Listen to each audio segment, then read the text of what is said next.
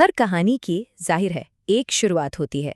पर कभी सोचा है हम सब की मतलब पूरी इंसानियत की कहानी वो कहाँ से शुरू होती है?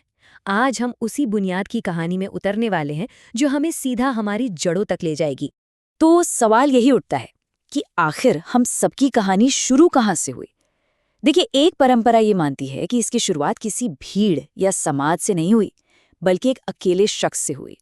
और वो भी कोई आम शख्स नहीं, एक ऐसा वजूद जिसे मिट्टी से बनाया गया था। है ना दिलचस्प? चलिए इसी दास्तान में थोड़ा और गहरा उतरते हैं।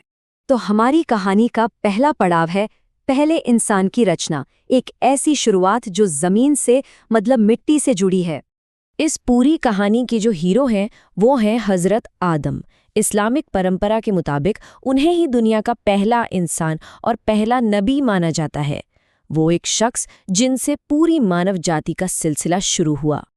अब ये बात बहुत दिलचस्प है कि उन्हें बनाया कैसे गया। मान्यताओं के मुताबिक उन्हें मिट्टी से गढ़ा गया था।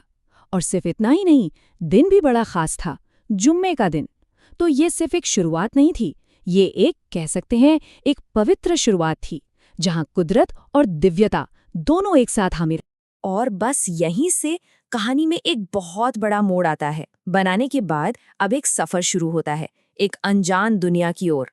और ये कोई मामूली सफर नहीं था, ये तो स्वर्ग से मतलब एक दिव्य घर से एक बिल्कुल नई दुनिया यानी हमारी पृथ्वी पर उतरने की कहानी है। जरा उस एक पल के बारे में सोचिए जब सब कुछ हमेशा के लिए बदलने वाला था।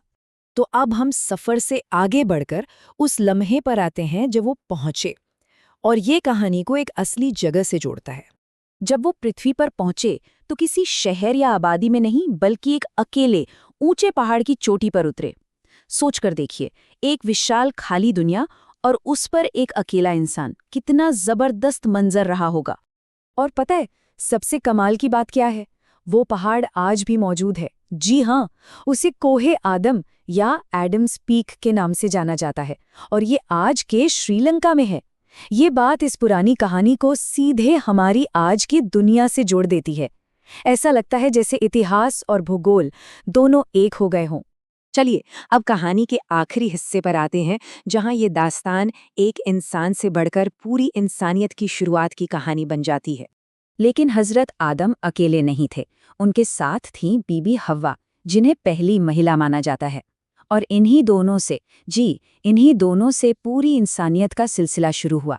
एक तरह से ये हम सब के साझा पूर्वज हैं।